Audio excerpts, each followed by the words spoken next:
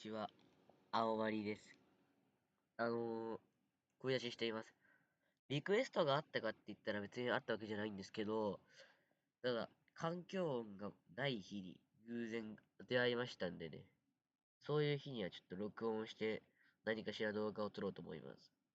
ただですね、私の家では環境音がうるさかったりなんかいろいろ事情がありますんで、基本的に声出しはできません。ただまあ環境音がないときはこうやって声出しすることがありますんで、あと露骨な宣伝だけどディスコードサーバー入ってくれ。以上。